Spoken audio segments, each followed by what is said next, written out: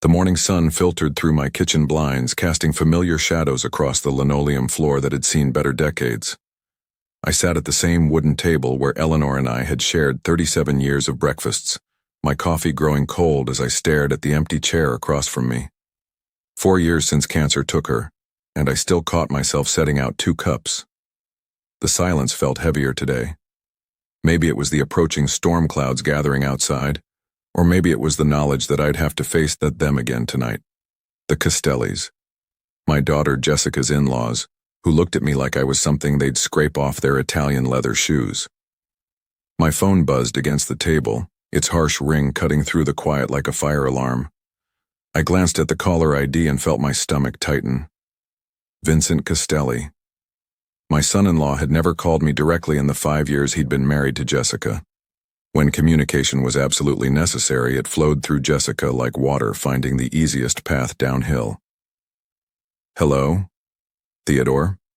His voice carried that familiar chill, like winter morning air. It's Vincent. I straightened in my chair, already on guard. Vincent, everything all right? Mother's 75th birthday celebration is tonight. Jessica insisted I call you personally. The way he said, insisted, made it clear whose idea this invitation wasn't. 7 o'clock at Ravenswood Country Club. Ravenswood, of course. Where the membership fees cost more than I made in 6 months back when I was still working. Where they probably had a dress code that didn't include anything from my closet. That's thoughtful of Jessica, I managed. Yes, well. Vincent's pause stretched uncomfortably. Attire is formal business wear. The club maintains certain standards. The way he said standards hit like a small slap. Not cruel enough to call out directly, but pointed enough to remind me exactly where I stood in their hierarchy. I'll be there, I said quietly. 7 sharp. They don't accommodate tardiness. The line went dead before I could respond. I sat holding the phone for another moment, listening to the dial tone's steady hum.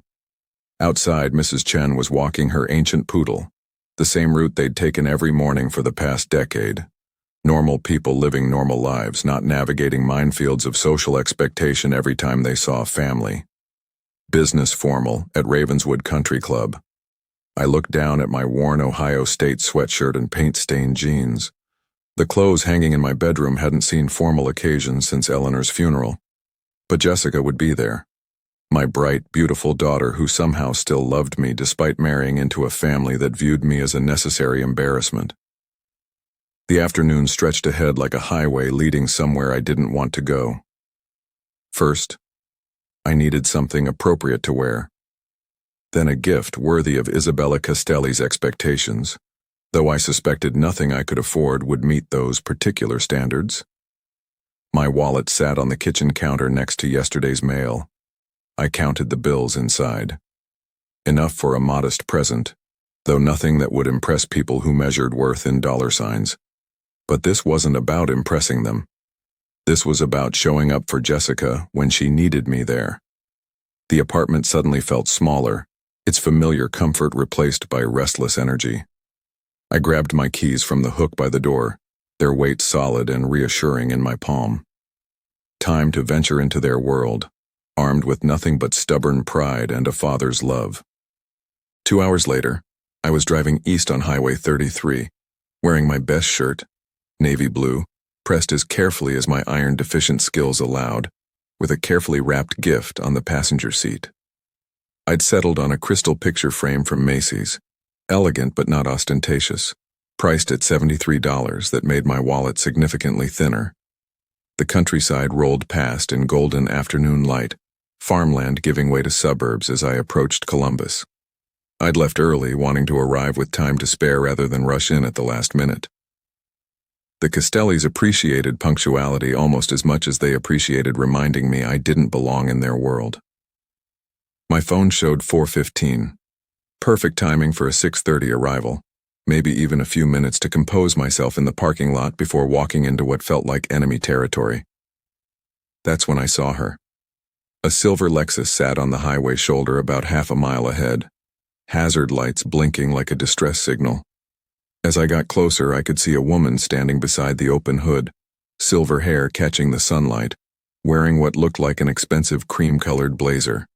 She was probably in her early 70s, composed despite her circumstances, but clearly out of her element with automotive trouble. My father's voice echoed in my memory. "Boy, you never drive past someone who needs help. That's what decent people do." He'd taught me that lesson 45 years ago, and it had become as automatic as breathing. I pulled over behind the Lexus, hazard lights joining hers in electronic conversation. The woman watched my approach with the careful assessment people use when strangers offer help in isolated places. Smart caution. "Car trouble?" I called out, staying far enough back to seem non-threatening. "The engine just died," she replied. Her voice carried education and refinement, the kind of crisp diction that spoke of private schools and country clubs. All the warning lights came on at once, and then nothing. I moved closer, hands visible, body language open. "I'm Theodore. Used to be a mechanic before I retired. Mind if I take a look?" She hesitated for a moment, weighing her options. A lone woman on a highway, deciding whether to trust a stranger. "Beatrice Morrison," she said, extending her hand with businesslike efficiency. "I would very much appreciate your expertise." Her handshake was firm, confident, the grip of someone accustomed to boardroom negotiations. But right now, she was just another driver with a broken car. What happened right before it quit? There was a grinding sound from under the hood, almost like metal on metal. Then the temperature gauge spiked, and everything went silent. I nodded, already forming a diagnosis. "Sounds like your water pump gave out. When they fail, they usually take the serpentine belt with them." Beatrice's expression shifted from worry to cautious relief. "Is that something you can fix here?" "Depends on what else got damaged, but maybe." "Let me grab some tools from my truck." My emergency toolkit lived in the Toyota's cargo area. Basic wrenches, pliers, electrical tape, jumper cables. 40 years of turning wrenches had taught me to carry essentials wherever I went. You never knew when someone would need help. Walking back to the Lexus, I noticed Beatrice studying my truck with undisguised curiosity. 10-year-old Toyota versus current-year luxury sedan. The contrast wasn't lost on either of us. "Let's see what we're dealing with," I said, leaning over the engine compartment. Japanese engineering. More complicated than the American cars I'd grown up working on.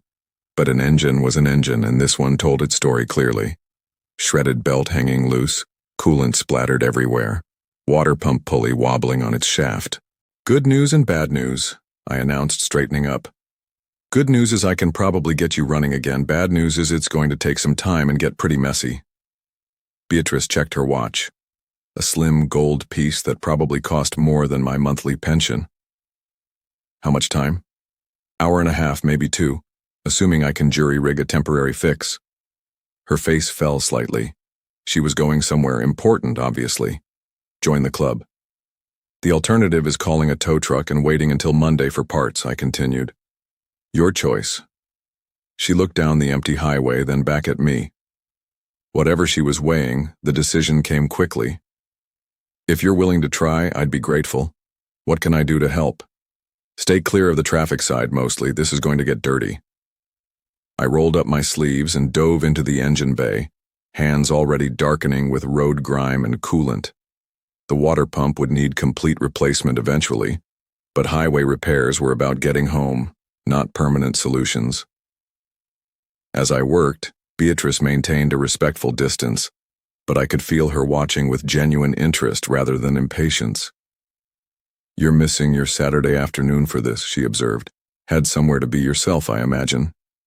"Family dinner," I said, working a stubborn bolt with steady pressure. "Birthday party, actually. But cars don't respect social calendars." "Where are you headed, if you don't mind my asking?" "Columbus area. You?" "The same, actually. Birthday celebration as well." Beatrice's tone suggested her gathering might be as complicated as mine. Small world. Indeed it was. Saturday evenings in Ohio probably hosted thousands of birthday parties, but something in her voice suggested complications beyond typical family gatherings. I lost myself in the familiar rhythm of problem solving.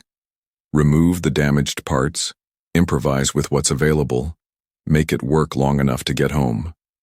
The same approach that had carried me through 4 decades of automotive emergencies and life challenges. Time compressed the way it always did when I worked with my hands. Traffic hummed past, the sun tracked slowly westward, and my fingers found their way through Japanese engineering like dancers following familiar choreography. 40 minutes into the repair, sweat had begun to collect under my collar despite the October breeze. The alternator housing came free with a satisfying click, revealing the real culprit: worn brushes and a seized bearing that had finally surrendered. "How long have you been doing this?" Beatrice asked from her safe distance beside the guardrail. "Started when I was 17, I replied, wiping my hands on an old rag. 48 years, give or take. That's impressive. Most people our age are slowing down." I glanced up, catching her expression. Not condescending like the Castellis would be, but genuinely curious about my life and experience. "Cars keep me honest," I said. "Either you fix them right or they leave you stranded. Like mine just did." "Exactly." I set the damaged alternator on my fender, reaching for the rebuilt unit I kept in my emergency kit. "Good thing I believe in being prepared." Beatrice moved closer, studying the components with interest rather than impatience. "You just happen to travel with spare alternators?" "This one's rebuilt. Picked it up from a salvage yard last month, cleaned it up during slow evenings. Never know when you'll need it." "Most people would just call roadside assistance. Most people don't know how to fix what breaks." I lined up the replacement unit, checking the mounting points. These days, everyone wants things done for them instead of learning to do things themselves. "There's something to be said for self-reliance," she agreed, settling against the guardrail. "My late husband used to say the same thing.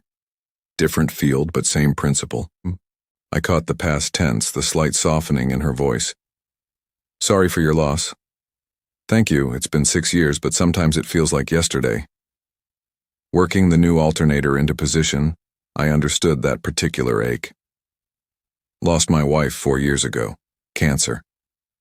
"I'm sorry too." Her tone carried genuine sympathy, not the awkward politeness most people offered. "It changes everything, doesn't it? Changes how you spend your time, that's certain." The bolt threads caught cleanly. "Makes you think about what really matters." A semi thundered past, its wind briefly overwhelming our conversation. When the noise faded, Beatrice was watching me work with the kind of attention that suggested real interest, not just polite observation. "You make it look easy." 48 years of practice, I said, guiding the belt around the new pulley. "Same as anything else. Start with what you know, figure out what you don't. Keep your hands busy while your brain solves problems." That's surprisingly philosophical for engine repair. I chuckled, surprised to find myself relaxed despite the time pressure. Eleanor used to say I thought too much about simple things. Maybe she was right. Maybe thinking about simple things keeps us sane. Something in her tone suggested she understood complicated thinking all too well. I looked up from the engine bay, studying her face. Stress lines around her eyes, the kind that came from making decisions that affected other people's lives. "You're gathering tonight? Family or business?" "Both, unfortunately. Sometimes the lines get blurry." She checked her watch without obvious anxiety. "What about yours?" "Family. My daughter's in-laws." I kept my tone neutral, avoiding the complications that made those 4 words inadequate. "Not exactly your crowd?" I met her eyes, seeing understanding there. "Not exactly, no, but you show up when family needs you. Even when it's complicated." "Especially then." Beatrice nodded as if she understood family obligations that stretched beyond comfort zones. The connection felt natural. 2 people navigating relationships that demanded more patience than they provided satisfaction. I returned to the alternator installation, tightening connections with steady pressure. The repair was nearly complete, but something about our conversation made me slow my pace slightly. When was the last time I'd talked with someone who actually listened instead of waiting for their turn to speak? Almost finished, I announced, though part of me regretted the approaching end of our unexpected partnership. You've been incredibly kind, Theodore. I know this has made you late for your own obligations. Sometimes being late is worth it. I tested the belt tension one final time, satisfied with the repair. Ready to see if this works? She straightened, anticipation and nervousness mixing in her expression. Ready. I climbed into the Lexus driver's seat, the leather soft and expensive against my work-stained clothes. The key turned, and the engine caught immediately. Smooth, steady, purring like a contented cat. Success, I called out, revving the engine gently to listen to the new alternator's quiet hum. That sounds completely different, Beatrice observed, relief evident in her voice. Should give you another 100,000 miles at least. I climbed out, wiping my hands on the old rag. Just remember to have the whole cooling system checked next week. Beatrice retrieved her purse from the passenger seat, pulling out an elegant leather wallet. What do I owe you? 2 hours of expert work plus the part?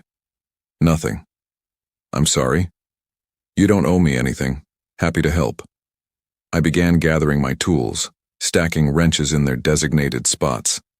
The afternoon's good deed was its own reward. Theodore, you can't be serious.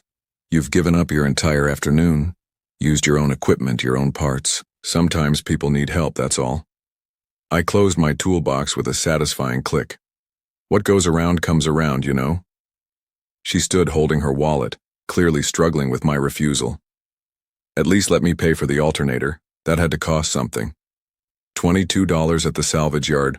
I've got more than I'll ever use. I was being honest. My garage was full of spare parts I'd collected over the years. Besides, helping someone who really needed it, that's payment enough. This feels wrong. Trust me, it's not. Beatrice slowly returned her wallet to her purse, but her expression suggested the conversation wasn't over. Then at least give me your phone number. I'd like to stay in touch. That surprised me more than it should have. You sure about that? Very sure. It's not often you meet genuinely decent people in this world.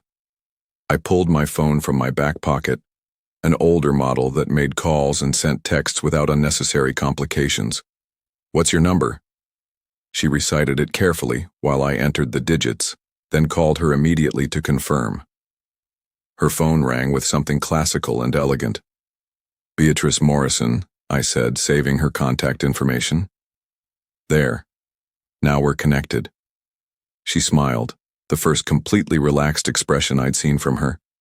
Theodore Campbell, Highway Angel. Just Theodore's fine.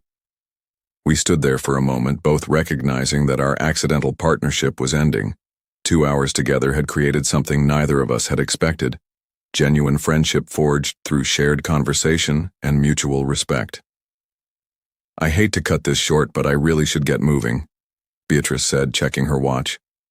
I'm already quite late, and my gathering is complicated enough without adding tardiness to the mix. The mention of time hit me like cold water. I was supposed to arrive early to compose myself before facing the Castellis. Now I'd be cutting it close, arriving rushed and definitely not as polished as they expected. Yeah, me too, I said, forcing casualness into my voice. Where in Columbus are you headed, if you don't mind my asking?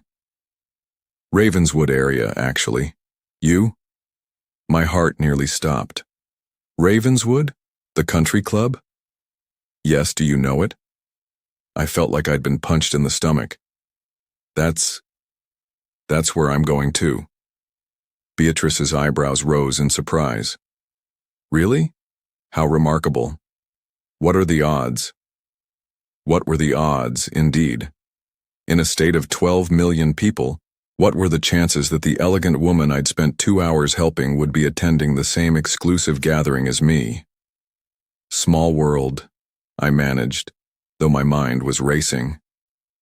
If she was going to Ravenswood, She was either extremely wealthy or connected to someone who was. The country club didn't exactly welcome middle-class retirees as guests. "We might see each other there," she said pleasantly, apparently unaware of my internal panic. "Though I imagine it's a large party."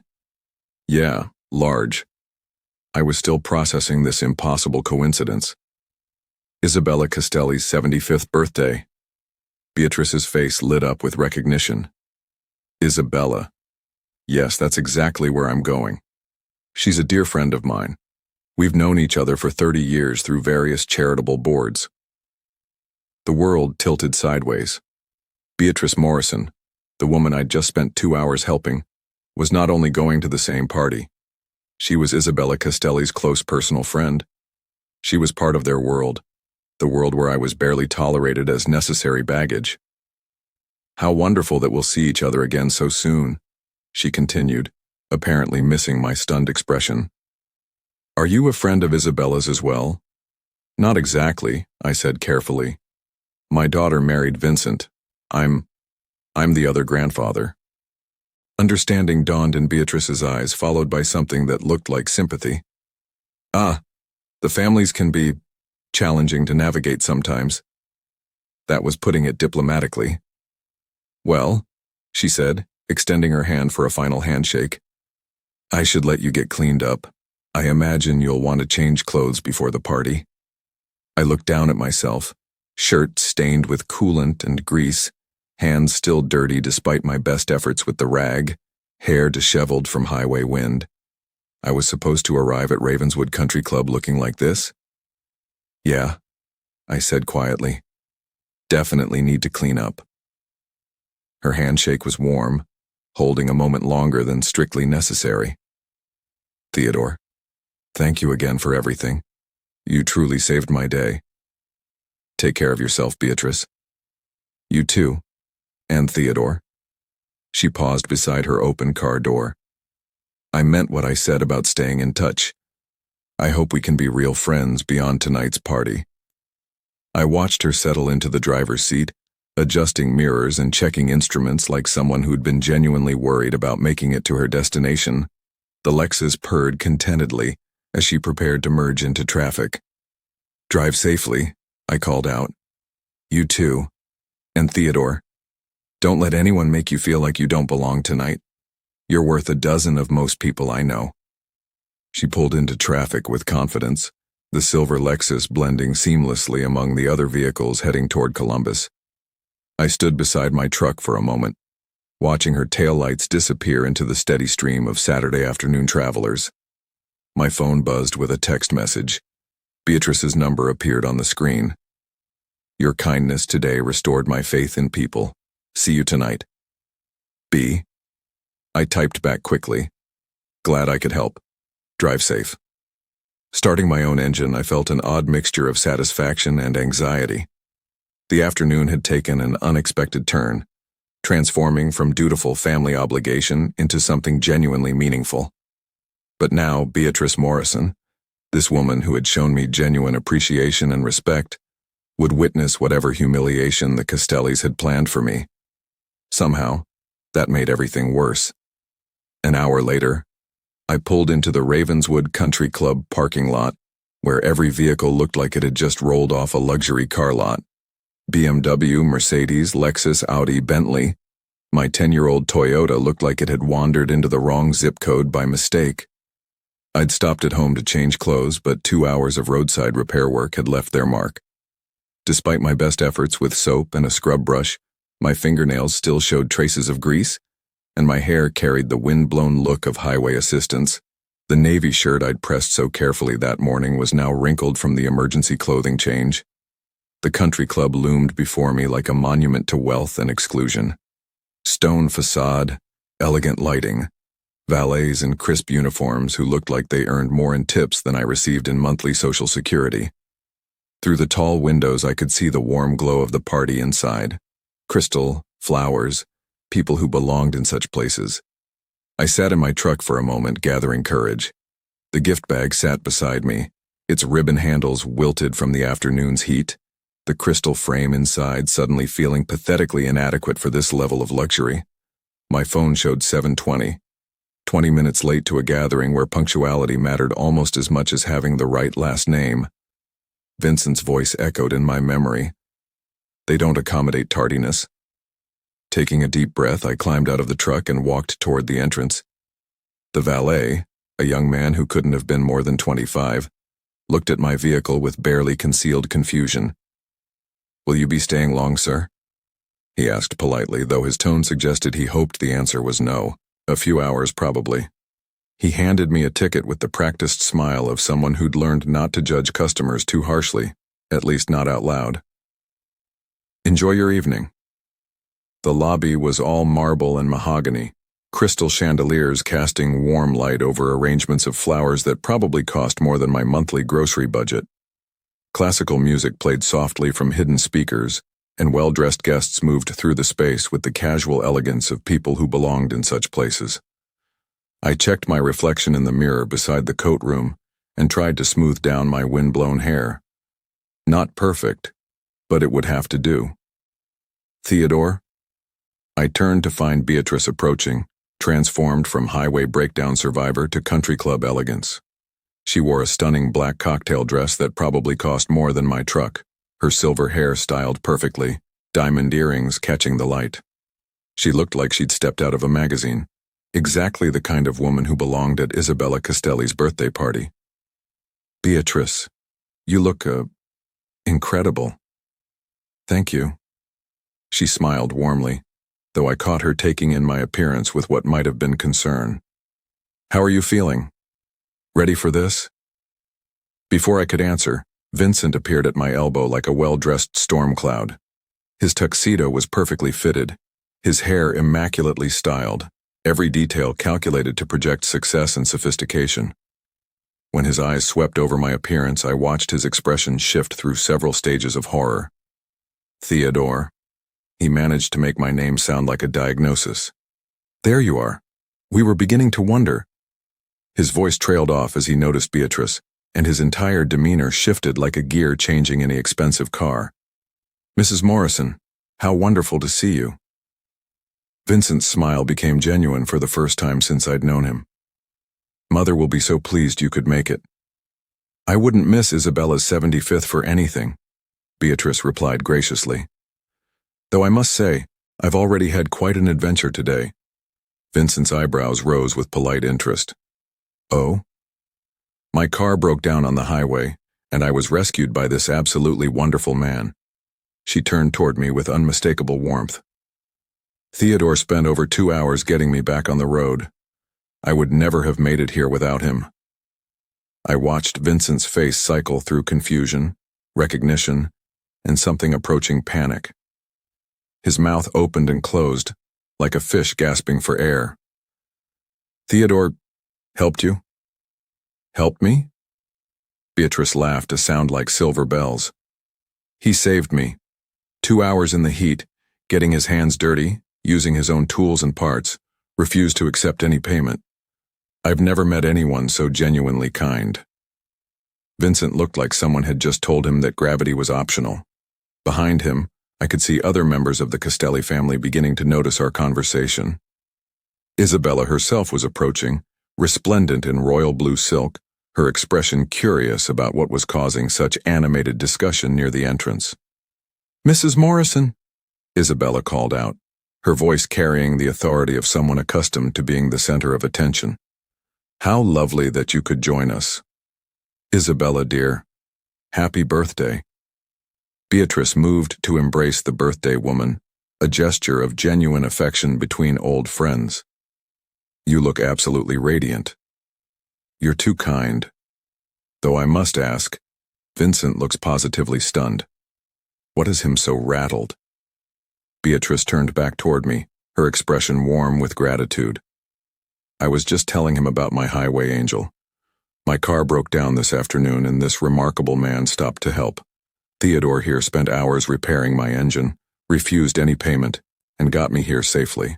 Isabella's gaze shifted to me, and I watched her face go through the same progression Vincent's had: confusion, recognition, and something that looked suspiciously like horror. "Theodore," she said slowly, as if testing the words, Vincent's father-in-law. The pause before father-in-law carried enough weight to bend steel.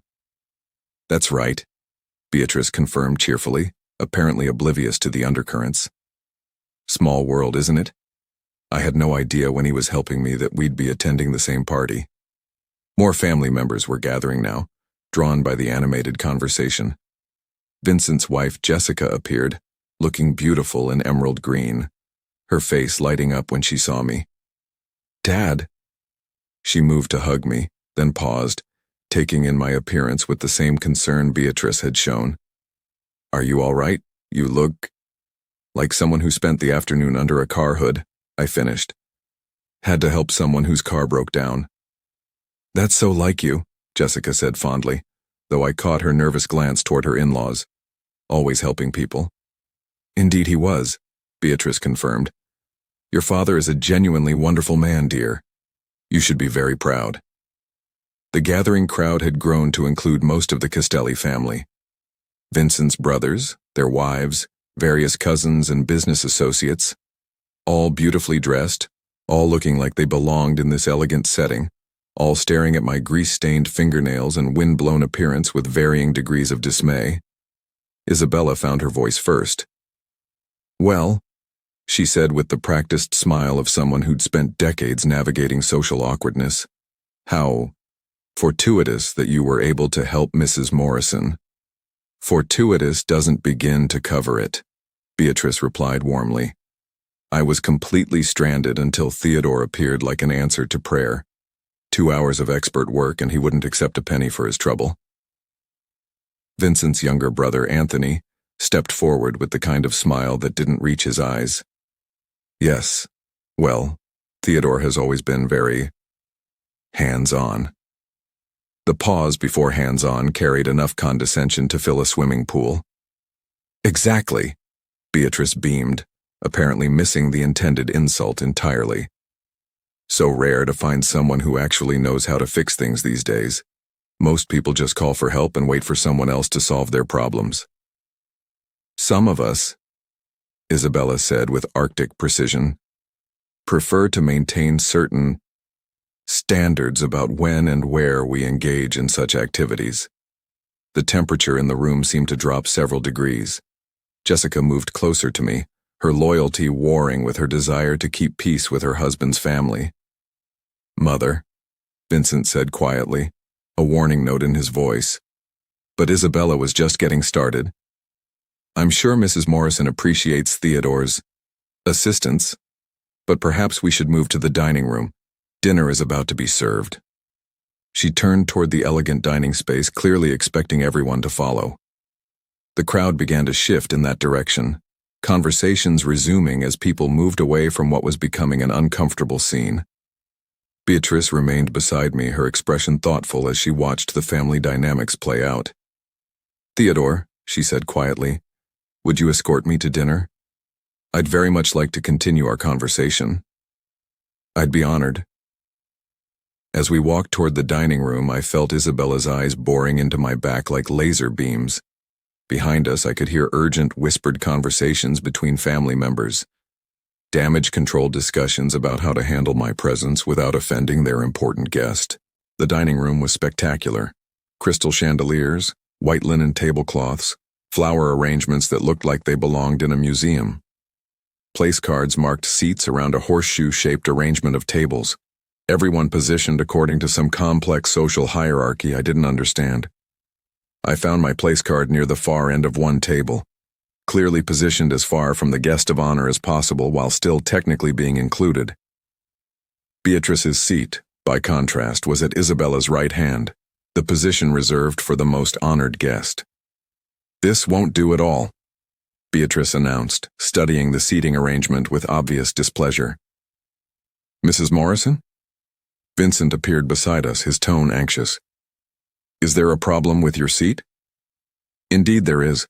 I specifically requested to sit beside Theodore this evening." Vincent's face went pale. "I'm sorry, but the seating has been carefully arranged according to protocol." "Then arrange it differently." Beatrice's tone carried the authority of someone accustomed to being obeyed. Theodore is my guest for the evening, and I prefer to sit with people whose company I actually enjoy. The silence that followed was deafening. Every conversation in the room gradually died as people realized something significant was happening near the head table. Isabella materialized beside Vincent like an elegant storm cloud. "Mrs. Morrison, surely you understand that seating arrangements at formal dinners follow certain traditions." "I understand perfectly." Beatrice's smile could have cut glass. "I also understand that flexibility is the mark of a good hostess. Unless, of course, you'd prefer I take my leave." The threat hung in the air like smoke from a house fire. Isabella's face cycled through several expressions before settling on forced graciousness. "Of course not. Vincent, please adjust the seating to accommodate Mrs. Morrison's preference." 20 minutes later, we sat at the head table, Beatrice to Isabella's right, me beside Beatrice. The rearrangement had required moving several other guests, creating a ripple effect of confusion and barely concealed resentment throughout the room. Vincent sat across from us, looking like someone who'd swallowed something unpleasant. His wife Jessica had managed to secure the seat beside me, providing a buffer of genuine warmth against the Arctic atmosphere from the rest of her family. The meal service began with forced politeness and underlying tension you could cut with the butter knife. Isabella carved the prime rib with surgical precision, her movements sharp and controlled. Vincent poured wine with hands that trembled slightly, while Jessica attempted normal conversation about the weather and local events. "This is absolutely delicious, Isabella," Beatrice commented, taking a bite of the perfectly prepared beef. "Your chef is remarkable." "Thank you. We believe in maintaining certain standards." There was that word again. Standards. It seemed to be Isabella's favorite weapon, deployed whenever she wanted to remind people of their place in her hierarchy. "Standards are important," Beatrice agreed pleasantly. "Though I find the most important standard is how we treat other people, especially when they've shown us kindness." Isabella's fork paused halfway to her mouth. "I'm sure I don't know what you mean." "Don't you?" Beatrice's tone remained conversational, but I caught something sharper underneath. "Theodore spent his entire afternoon helping me, arrived here late because of his generosity, and has been treated like an unwelcome intrusion ever since he walked through your door." The silence that followed was profound. Every conversation at nearby tables died as people strained to hear what was happening at the head table. "Mrs. Morrison," Vincent began desperately, "I think perhaps there's been a misunderstanding." "Oh, there's been no misunderstanding at all," Beatrice interrupted smoothly. "I understand perfectly. You invited Theodore to this celebration because your wife insisted, then spent the evening making it clear he doesn't belong here." Jessica's face had gone white. "Mrs. Morrison, please." "Please what, dear? Please pretend I haven't noticed how your family treats your father. Please ignore the fact that they judge him for getting his hands dirty to help a stranger." Beatrice set down her fork with deliberate precision. "I've been watching this family for 30 years, Isabella. I've seen how you treat people you consider beneath your social status. Usually I stay out of family politics, but tonight is different." "Different how?" Isabella's voice carried a warning note. "Tonight you're treating someone who showed me extraordinary kindness like he's something unpleasant you've scraped off your shoe. And I won't sit quietly while that happens." The room had gone completely silent now. Servers stood frozen beside the service tables, unsure whether to continue their duties or retreat. Guests at other tables had abandoned all pretense of not listening.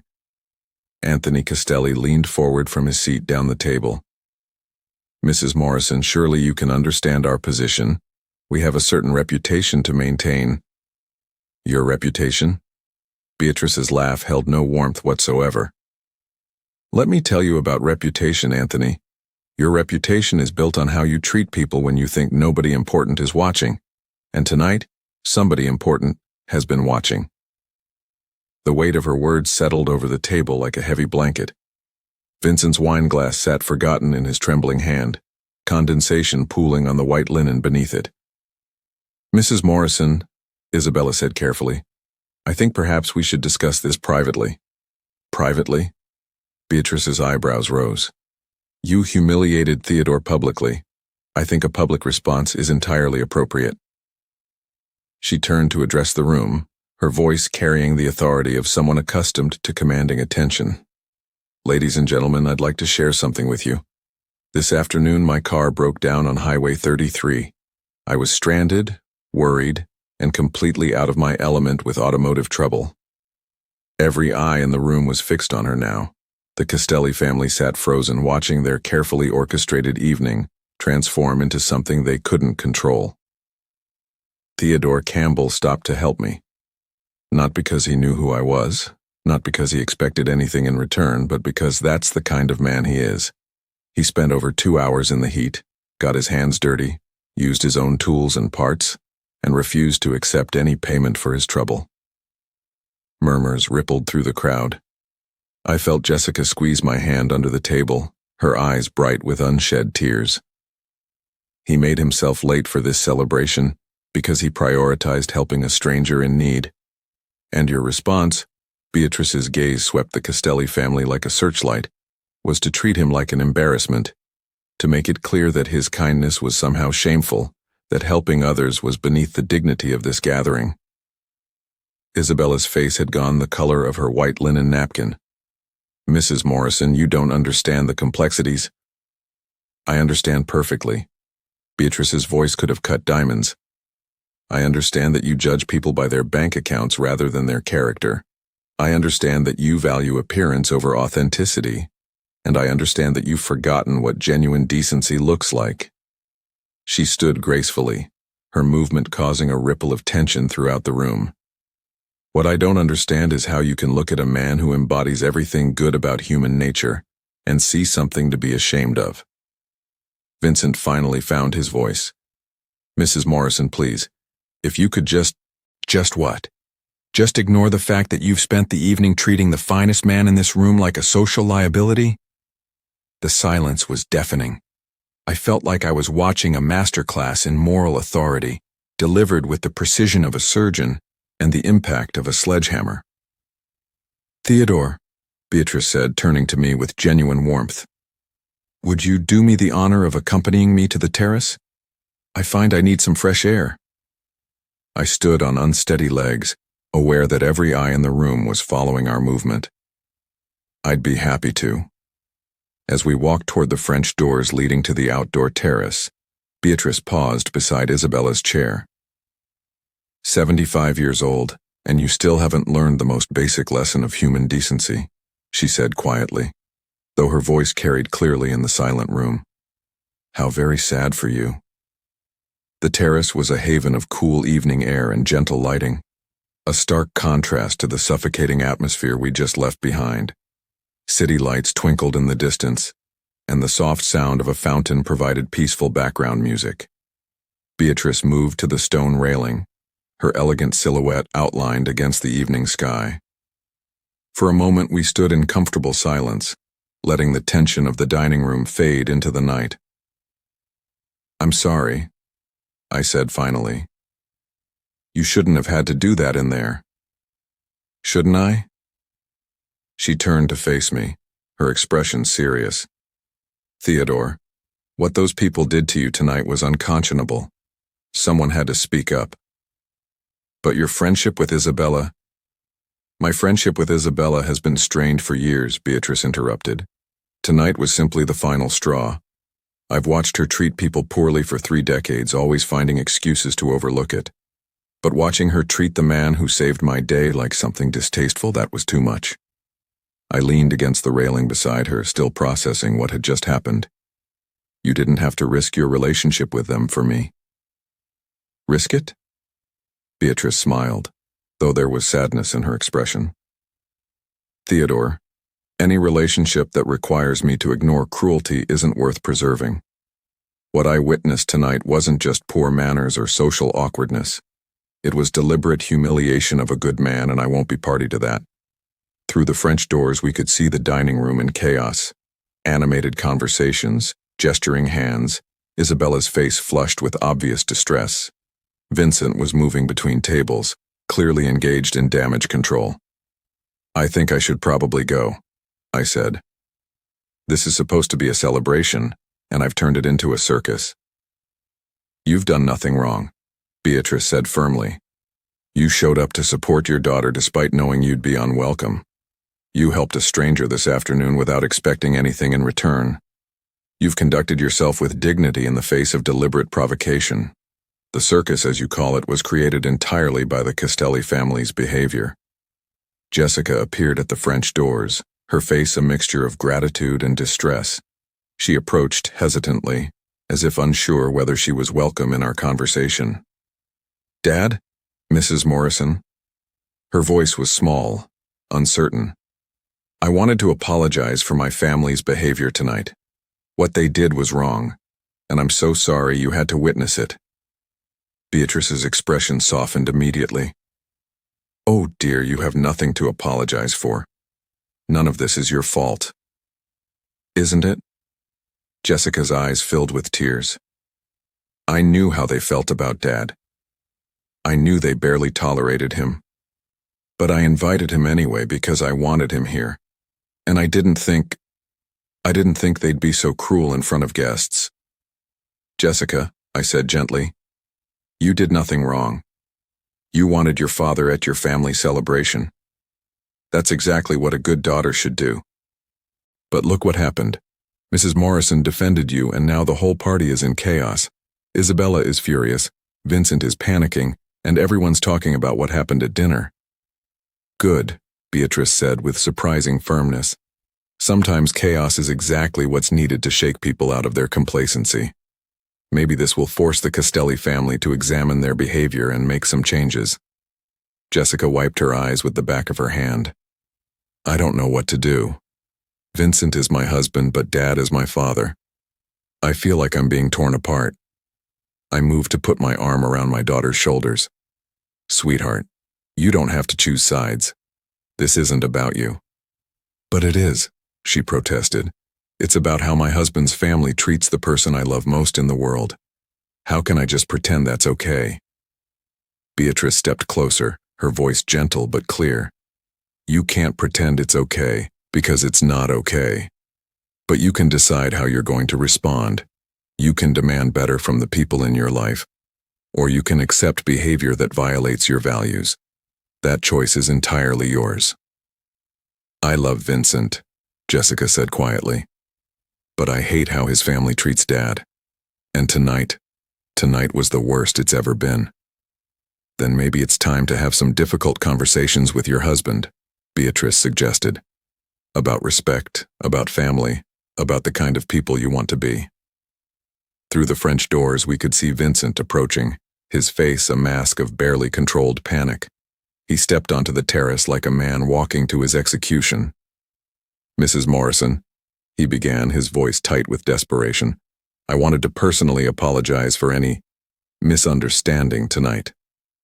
Misunderstanding? Beatrice's tone could have frozen the fountain. Is that what you're calling it? The seating arrangement, the tension at dinner, it wasn't intended to cause offense. Vincent, Beatrice said with the patience of someone explaining something to a particularly slow child, your family spent the evening making it clear that Theodore wasn't welcome at this celebration. There was no misunderstanding about that. It was quite deliberate. Vincent's eyes darted between his wife and me, calculating damage and potential solutions. Perhaps we got off on the wrong foot tonight. If there's anything I can do to make amends, you can start by treating Theodore with the respect he deserves. Beatrice interrupted. Not because I'm here watching, but because it's the right thing to do. Can you manage that? Of course, Vincent said quickly. Theodore is family. He's always welcome. Is he? Beatrice's question cut through his protestations like a blade. Because your behavior tonight suggests otherwise. Your mother's behavior certainly suggests otherwise. Vincent's composure cracked slightly. Mother can be difficult sometimes, but she means well. Does she? Because from where I was sitting, she meant to humiliate your father-in-law in front of her guests, and she succeeded admirably. Jessica stepped closer to her husband, her voice quiet but firm. Vincent, what Mrs. Morrison is saying is true. Your family was cruel to Dad tonight.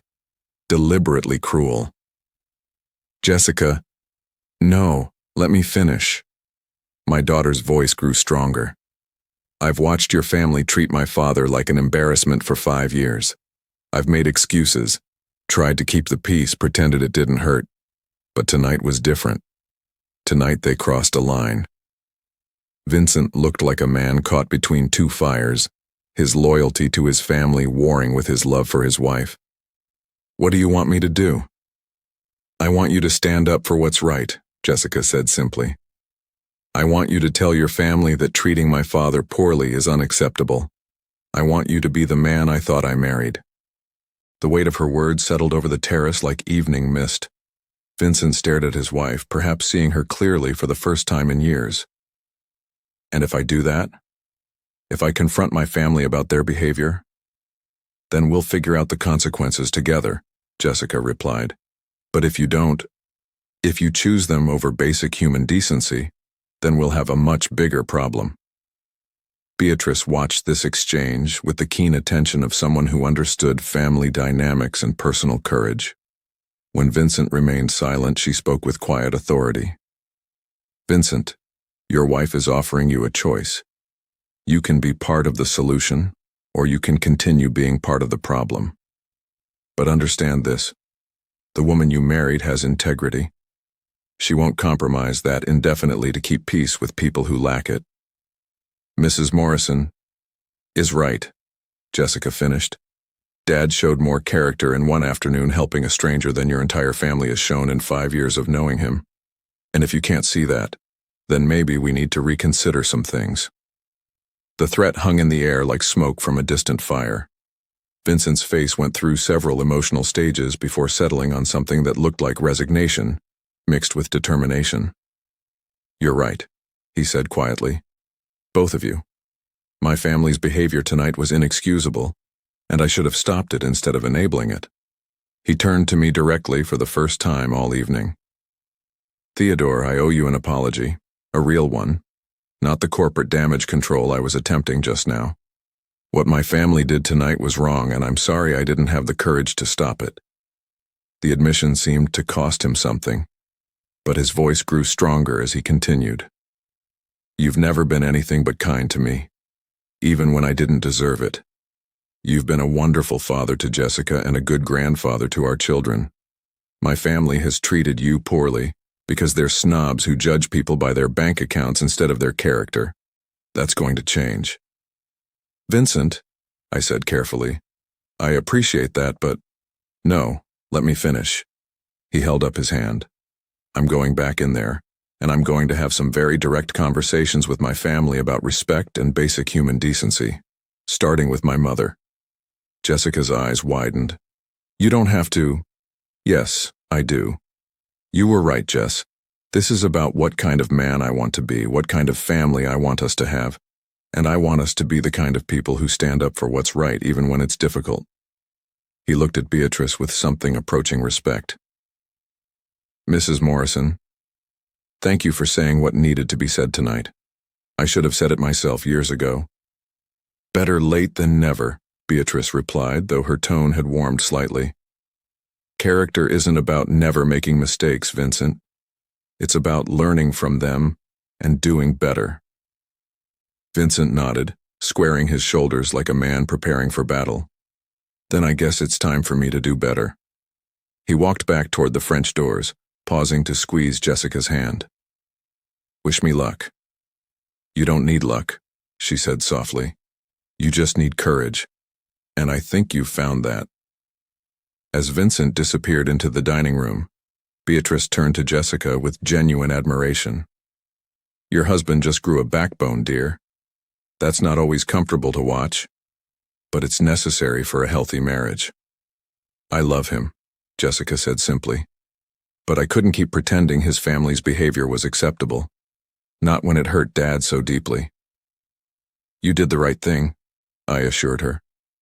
Sometimes people need to be forced to choose between their comfort and their conscience. Through the French doors, we could see Vincent approaching the head table where Isabella sat in animated conversation with several guests. The dining room had the atmosphere of a social emergency, with people clustered in urgent discussion groups and servers hovering uncertainly near their stations. "This should be interesting," Beatrice observed, settling into a nearby chair to watch the drama unfold. What followed was 15 minutes of the most uncomfortable family confrontation I'd ever witnessed, even from a distance. Vincent stood beside his mother's chair, speaking with obvious intensity while Isabella's face cycled through disbelief, anger, and something that might have been fear. Other family members were drawn into the conversation, voices rising despite obvious attempts to maintain dignity. Anthony gestured emphatically while his wife looked mortified. Several guests had the good sense to retreat to the bar, leaving the family to sort out their crisis in relative privacy. "Your son-in-law is having quite the conversation," Beatrice commented, though her tone suggested approval rather than criticism. "I hope he doesn't destroy his relationship with his family for my sake," I said. "Theodore," Jessica said firmly, "this isn't for your sake. This is for the sake of basic human decency. And if Vincent's family can't accept that, then maybe some relationships need to be destroyed." Her words carried an edge I'd rarely heard from my gentle daughter. 5 years of accumulated slights and swallowed pride had finally reached their breaking point. The confrontation inside seemed to be reaching a climax. Isabella had risen from her chair, her face flushed with obvious anger. Vincent stood his ground, speaking with the kind of intensity that suggested he was saying things that had needed saying for years.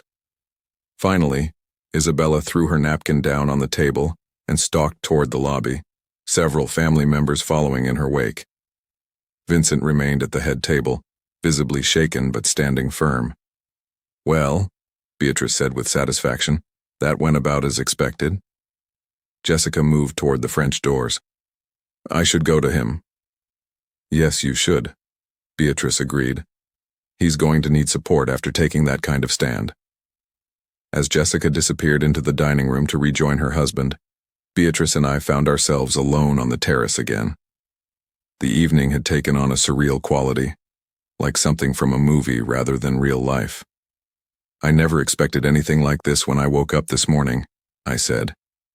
"Life has a way of surprising us," Beatrice replied. "You stopped to help a stranger and it changed everything. Sometimes the smallest acts of kindness have the biggest consequences. You didn't have to do what you did in there." "Yes, I did." Her tone was firm, but gentle. "Theodore, I've spent 30 years watching Isabella Castelli treat people poorly and making excuses for it. Tonight was my opportunity to finally do the right thing, and I took it. But your friendship was based on social convenience rather than genuine respect. Those kinds of friendships aren't worth preserving." Beatrice smiled, though there was sadness in her expression. "Real friendship is what we've built in one afternoon. Mutual respect, shared values, genuine caring for each other's well-being. That's worth fighting for." Through the French doors, we could see Vincent and Jessica in deep conversation, their heads close together as they processed the evening's events. Several guests had approached to offer support, while others maintained careful distance from the family drama. "What happens now?" I asked. "Now Vincent and Jessica decide what kind of family they want to be. Now the Castelli family decides whether they're capable of growth and change. And now you decide whether you're willing to give them a chance to do better." I considered that. Despite everything, Vincent's confrontation with his family had shown real courage. Jessica's unwillingness to compromise her values had shown strength I'd always known she possessed but rarely seen displayed so clearly. "I suppose everyone deserves a chance to do better," I said finally, "even when they've failed repeatedly. Especially then. Otherwise, what's the point of forgiveness?" Beatrice studied my face in the soft terrace lighting. "You're a remarkable man, Theodore Campbell. Most people would walk away from this family and never look back." "Walking away would be easier," I admitted. "But Jessica loves Vincent, and they have children together. Sometimes you have to fight for the people you love, even when it's uncomfortable." "Even when they don't deserve it?" "Especially when they don't deserve it. That's what love means." Jessica reappeared at the French doors, Vincent beside her. Both looked emotionally drained but somehow lighter, like people who'd finally said things that needed saying. "How did it go?" Beatrice asked gently. "About as well as could be expected," Vincent replied. "Mother is displeased.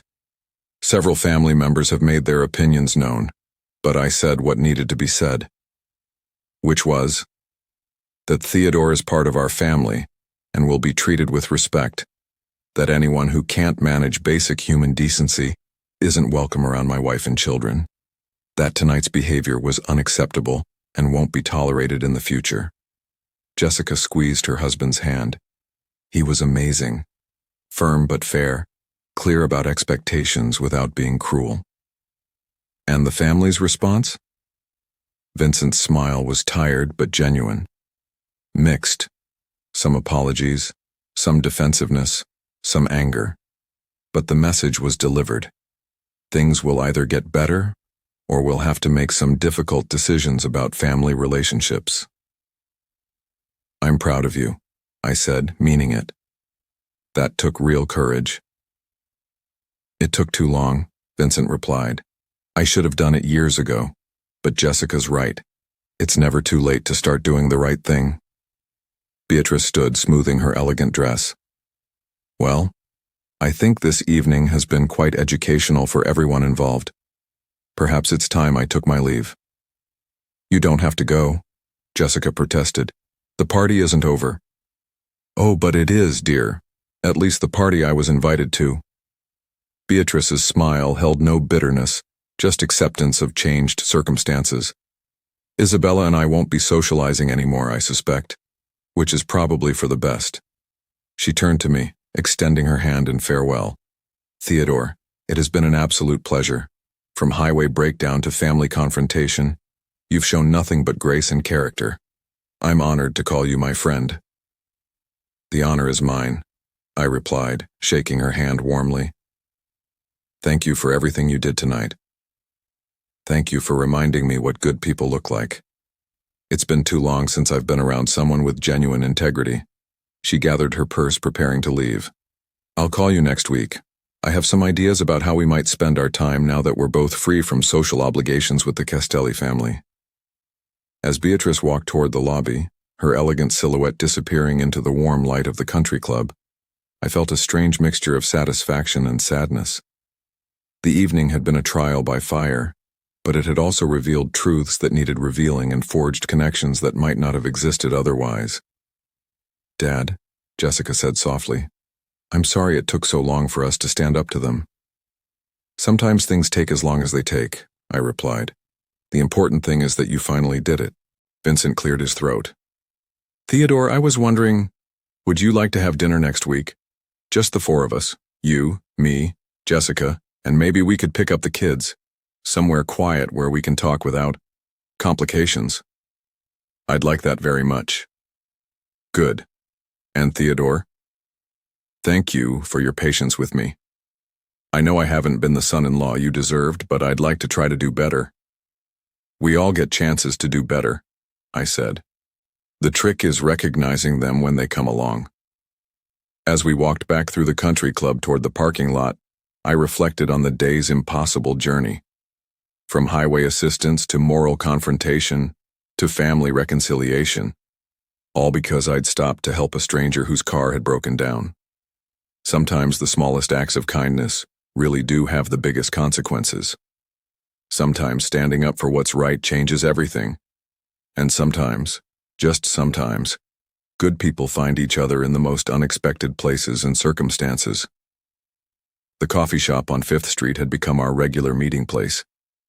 Every Wednesday morning at 9 o'clock, Beatrice and I would settle into the corner booth near the window, order our usual, black coffee for me, Earl Grey tea for her, and spend 2 hours solving the world's problems. Today marked exactly 6 months since Isabella Castelli's disastrous 75th birthday party, and the changes in all our lives had been remarkable. Beatrice arrived precisely on time, as always, carrying a leather portfolio and wearing the kind of elegant but practical clothing that had become her signature since leaving the country club social circuit behind. Good morning, Theodore, she said, sliding into the booth across from me. How was your week? Productive, I replied, gesturing to the tablet beside my coffee cup. I finished the proposal for the community automotive program. Want to take a look? Over the past 6 months, Beatrice and I had discovered that our combined experience, her business acumen and my mechanical expertise, made for powerful collaboration. We'd started small, offering free car maintenance workshops at the local community center, but the program had grown beyond our wildest expectations. Excellent timing, Beatrice said, opening her portfolio. I heard back from the Morrison Foundation Board yesterday. They approved our funding request for the expanded program. How much? $200,000 for the first year, with potential for renewal based on results. I nearly choked on my coffee. 200,000? The board was impressed by our outcomes data. 43 families helped with emergency repairs, 18 people trained in basic automotive maintenance, and 6 individuals who found employment in the automotive sector after completing our certification program. The Morrison Foundation was Beatrice's pet project, established in her late husband's memory, to fund programs that helped working-class families develop practical skills. Our automotive initiative had become one of their flagship programs. This means we can hire 2 full-time instructors and rent proper garage space, I said, reviewing the numbers on my tablet. Maybe even start the mobile repair unit we talked about. Actually, I have an even better idea. Beatrice's eyes twinkled with the kind of mischief I'd learned to associate with her most ambitious plans. What would you say to opening our own shop? Our own shop? A full-service automotive repair facility with a twist. Professional services at market rates for customers who can afford them, sliding scale pricing for families in need, and free training programs for people who want to learn the trade. I set down my coffee cup, studying her face to determine if she was serious. That would require significant capital investment, which I happen to have available. Beatrice Automotive Services has a nice ring to it, don't you think? Theodore and Beatrice's garage sounds better. Theodore's garage, with Beatrice as silent partner and business manager. You'd be the face of the operation, the master mechanic who builds the reputation and trains the next generation. The idea was both thrilling and terrifying.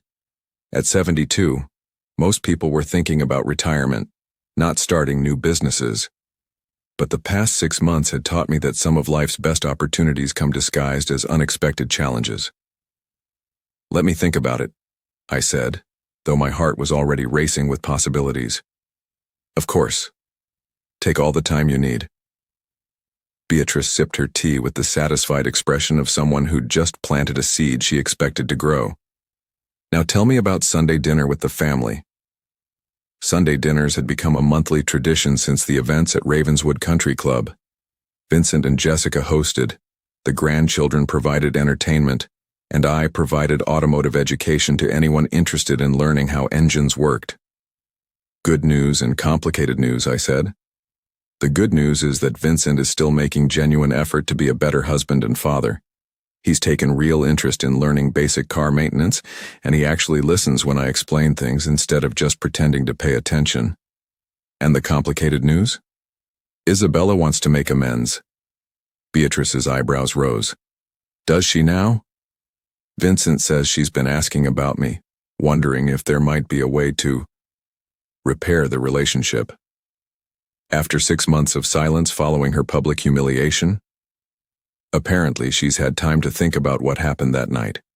According to Vincent, she's realized that alienating her son and daughter-in-law over her treatment of me might not have been the wisest strategy. Beatrice considered this while stirring honey into her tea.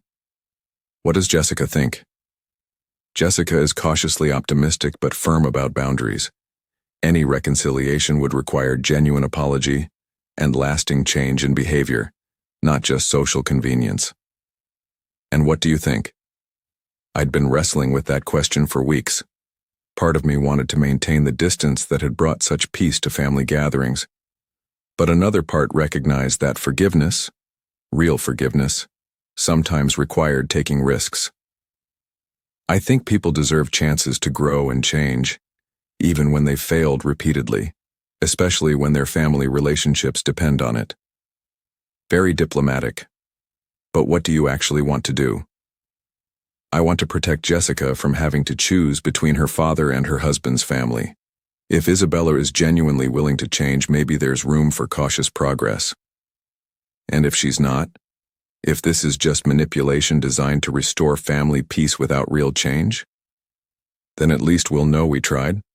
Sometimes you have to risk disappointment to create opportunities for genuine reconciliation. Beatrice nodded thoughtfully. You're a better man than most, Theodore Campbell.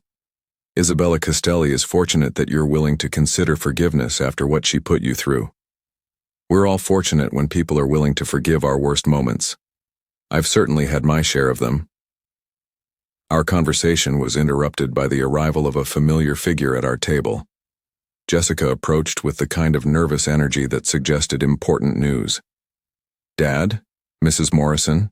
I hope I'm not interrupting anything important.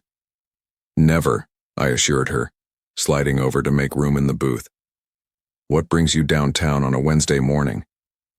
Actually, I was hoping to catch you both here. Vincent and I have been talking and we have a proposition. Beatrice and I exchanged glances. Jessica's propositions had a history of being both creative and complicated. We want to host a dinner party, Jessica continued.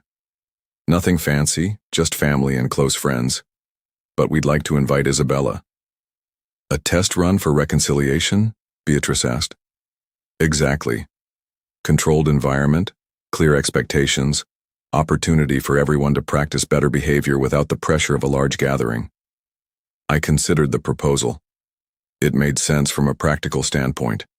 Better to attempt reconciliation in a small, private setting than risk another public confrontation. What would be the ground rules? Respect for everyone present. No condescending comments about anyone's background or profession. Genuine conversation rather than social performance. And if anyone behaves badly, they leave immediately. Who would enforce those rules? Vincent and I together. We've agreed that protecting family relationships requires both of us to be willing to set boundaries with difficult people. Beatrice leaned back in her seat, studying Jessica's earnest face. And you think Isabella is capable of meeting those expectations? I think she's capable of trying. Whether she succeeds, that remains to be seen. But Vincent says she's been different since that night at the country club. More thoughtful, less quick to judge people. Maybe the public humiliation actually taught her something. When would this dinner party happen? Next month if you're both willing to participate. Small group. You, Mrs. Morrison, Vincent and me, the kids, and Isabella. Maybe Anthony and his wife if things go well. I looked at Beatrice, trying to read her expression. Her friendship with Isabella was the real casualty of that night at Ravenswood, and any reconciliation would require her participation. I'm willing to try, Beatrice said finally, though I want it clearly understood that I won't tolerate any return to the old patterns of behavior. Isabella wants back into our lives. She needs to earn that privilege through sustained good behavior. Understood, Jessica agreed quickly. And Dad? What about you? I'm willing to give it a chance, I said. But like Mrs. Morrison said, this is about earning trust through changed behavior, not just expecting forgiveness because time has passed. Jessica's face lit up with relief. Thank you both. I know this isn't easy, but Vincent and I really believe that family relationships are worth fighting for. Even difficult ones? Especially difficult ones. That's when fighting for them means the most. After Jessica left to return to her job at the elementary school, Beatrice and I sat in comfortable silence, processing the morning's developments. So, she said finally, a dinner party with Isabella Castelli. Think she's actually capable of change? I think people are capable of surprising us, both positively and negatively. The question is whether we're willing to give them the opportunity. And you think we should? I think we should try. For Jessica's sake, for the sake of family peace, and maybe even for Isabella's sake. Sometimes people need to be given chances to become better versions of themselves.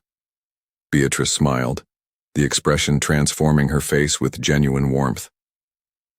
"You know what I appreciate most about our friendship, Theodore?" "What's that?" "You've taught me that wisdom isn't about having all the answers. It's about being willing to keep asking the right questions, even when they're uncomfortable. And you've taught me that standing up for what's right sometimes requires taking risks that feel bigger than you're prepared for." A good partnership, then. The best. As we prepared to leave the coffee shop, Beatrice returned to the subject of the automotive business. "Have you given any more thought to the garage idea?" "More than I probably should," I admitted. "It's a big risk at our age. The biggest risk would be spending the rest of our lives wondering what might have been if we'd been brave enough to try." Outside, the October morning was crisp and bright, the kind of day that made possibilities feel infinite.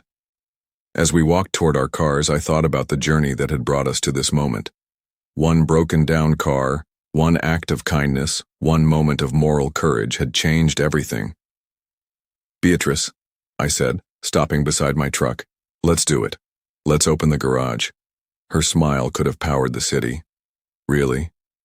Really? Life's too short to play it safe and too long to spend it regretting chances we didn't take. Then we'd better start looking for suitable properties. I have a feeling Theodore's garage is going to be quite successful." As I drove home through the familiar streets of my neighborhood, I reflected on how much had changed since that morning 6 months ago, when Vincent's phone call had interrupted my quiet breakfast. The evening that had seemed like such an ordeal had actually been the beginning of the best chapter of my life. Sometimes the most difficult moments reveal the most important truths. Sometimes standing up for what's right changes everything. And sometimes acts of simple kindness create ripple effects that transform not just one life, but many. Theodore's garage would open its doors in 3 months, providing jobs, training, and hope to a community that needed all three. The dinner party with Isabella would happen in 4 weeks, offering opportunities for forgiveness and family healing. And every Wednesday morning, Beatrice and I would continue solving the world's problems one conversation at a time. Not bad for a retired mechanic who'd stop to help a stranger on the highway. Some days, being a decent human being pays dividends you never expected. This was turning out to be one of those lifetimes. If you enjoyed this story of kindness rewarded and dignity defended, please like this video, subscribe to our channel, and share your thoughts in the comments below. Have you ever had a simple act of kindness change your life in unexpected ways? We'd love to hear your stories. Thanks for watching, and remember, sometimes the smallest gestures create the biggest transformations.